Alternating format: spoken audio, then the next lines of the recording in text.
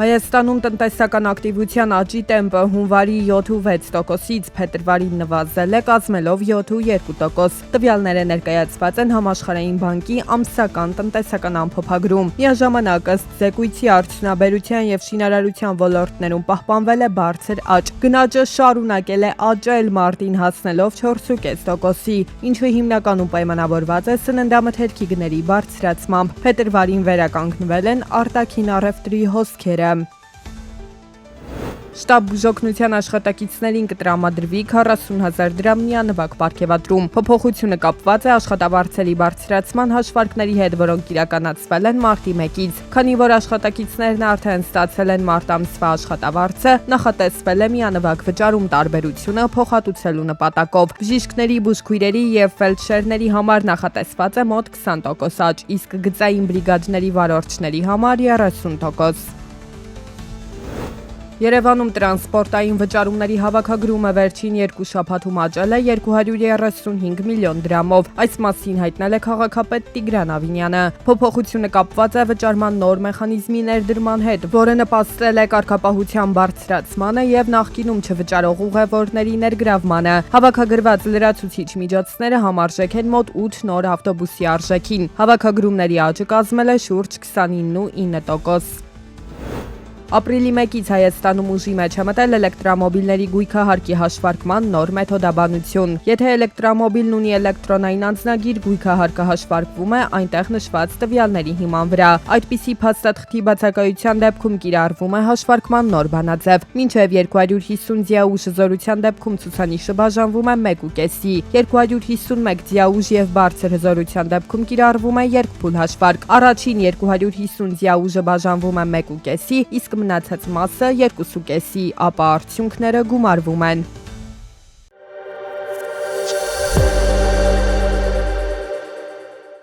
Միացյալ Նահանգների հետ բանակցությունների ընթացքում Իրանը առաջ է քաշում պատժամիջոցների զգալի մեղմացման եւ շուրջ 20 միլիարդ դոլարի սառեցված ակտիվների վերադարձի պահանջ։ Տվյալները ներկայացրել է CNN-ը։ Թեհրանը նաեւ առաջարկում է ընդլայնել տնտեսական արտոնությունների շրջանակը, որպես երկկողմ հարաբերությունների կարգավորման մաս։ Կողմերը քննարկում են հնարավոր համապարփակ համաձայնագիր, սակայն սկզբունքային տարաձայնությունները դեռևս խոչընդոտում են վերջնական պայմանավորվածության հասնելուն։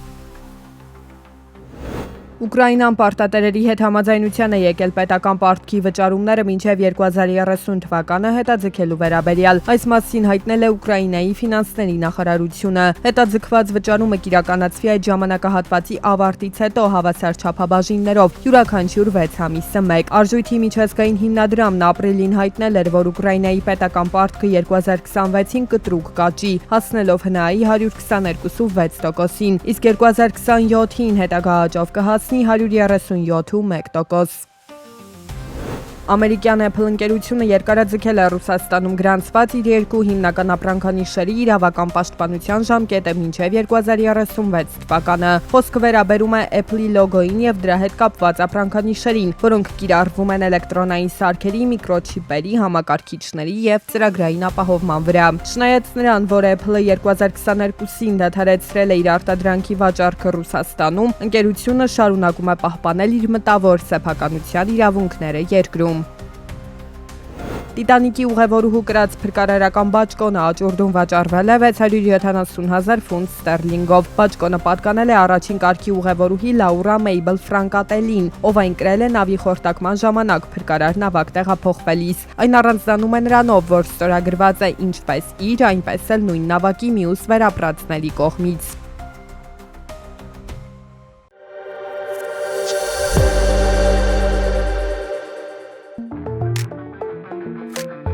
Տնտեսությունն աճում է ոչ թե ստվերում, այլ լույսի տակ, այնտեղ, որտեղ խաղի կանոնները պարզ են, մրցակցությունը արդար, իսկ վստահությունը չափելի։ Սակայն հենց այդ պայմանների ձևավորումը այսօր շարունակում է օրակարգային մնալ Հայաստանում։ Տնտեսության ֆորմալացումը մեր երկրում դեռ ամբողջությամբ չլուծված խնդիր է։ Այս թեմային էր նվիրված Հայաստանի գործատուների հանրապետական միության նախագահի կողմից աշխատանքի միջազգային կազմակերպության աջակցությամբ կազմակերպված համաժողովը։ Տնտեսության ֆորմալացումը միակողմանի գործընթաց չէ եւ չի կարող լինել արդյունավետ, եթե դիտարկվի միայն վարչարական տեսանկյունից։ Սա պետության եւ մասնավոր հատվածի միջև նոր որակի վստահության հաստատումն է, որտեղ կողմերը գիտակցում են իրենց պատասխանատվությունը։ Մենք իսկապես ուրախ ենք այստեղ տեսնելու թե պետական, թե մասնավոր հատվածների ներկայացուցիչների վստահությամբ, որ միությունը կամուրջ է երկու կողմերի միջև։ Վստահ եմ, այսօր կներկայացվեն իրական խնդիրներ եւ կքննարկվեն ու կուղենշվեն դրանց հնարավոր լուծումները։ Քննարկումները շարունակվեցին պանելային ձևաչափով, առաջին պանելի առանցքում հարկային քաղաքականությունն ու վարչարարության նոր մոտեցումներն էին։ Մենք աստիճանաբար հեռանում ենք այն մոտեցումից, որտեղ վարչարարությունը սահմանափակվում է միայն վերահսկողությամբ եւ անցնում ենք մարդակենտրոն մոդելի, ավելի կարևոր է կանխարգելումը եւ իրազեկումը։ Այդ մասով մեծ աշխատանքներ է կատարվում ու շարունակելու է կատարվել։ Այն հանդիսանում է կայուն եւ երկարաժամկետ զարգացման հիմք եւ հնարավորություն է տալիս ձևավորել կանխատեսելի եւ թափանցիկ գործարար միջավայր, ապահովել արդար մրցակցություն, կթանել ներդրումները եւ բարձրացնել տնտեսության արտադրողականությունը։ Եվ եթե տնտեսական քաղաքականության մակարդակում խոսքը վստահության մասին է, ապա սոցիալական դաշտում նույն հարցը վերածվում է արդեն մարդու իրավունքների պաշտպանության խնդրի։ Երկրորդ պանելի առանցքում զբաղվածության ֆորմալացումներ։ Նախարարությունը ստանում է երևի օրական հարյուրավոր դիմումներ աշխատանքի իրավունքի մասին, դրանք տարբեր թեմաներով են, ոչ ֆորմալ աշխատանքի մասին դիմումները գնալով ավելի ու ավելի պակասում են։ Կարևոր է, որ աշխատողը ինքն էլ գիտակցի, որ ինքը պիտի աշխատի եւ ինքը պիտի պահանջի ֆորմալ դաշտում աշխատանք։ Մյուս կողմից, սակայն, պետք է արձանագրել, քիչ չեն նաեւ դրական օրինակները։ Շատ կարևորում ենք այդ թափանցիկությունը, որովհետեւ մեր ոլորտի օրինակով եմ էլի ասում, մեր կազմակերպության Զանգեզուրի պղնձամոլիբդենային կոմբինատը կայուն զարգացման հաշվետվություն է ներկայացնում արդեն 3-րդ տարին է, դա աննախադեպ է Հայաստանի համար։ Ամփոփելով համաժողովը խոսնակներն առանձնացրին մի շարք առաջարկներ, մեկ հստակ շեշտադրմամբ։ Խնդիրը դնենք իրավակարգավորումների հիմքում եւ ստեղծենք այնպիսի մի միջավայր, որտեղ ոչ թե բիզնեսը արդեն չի կարող աշխատել ոչ ֆորմալ դաշտում, այլ չի կարող աշխատել ոչ ֆորմալ դաշտում։ Եվ ի վերջո, տնտեսության ֆորմալացումը միայն մեկ ոլորտի կամ մեկ գերատեսչության խնդիր չէ։ Դա համակարգային փոփոխության օրակարգ է, որտեղ հատվում են հարկային քաղաքականությունը, աշխատաշուկան, սոցիալական պաշտպանությունը եւ բիզնեսի պատասխանատվությունը։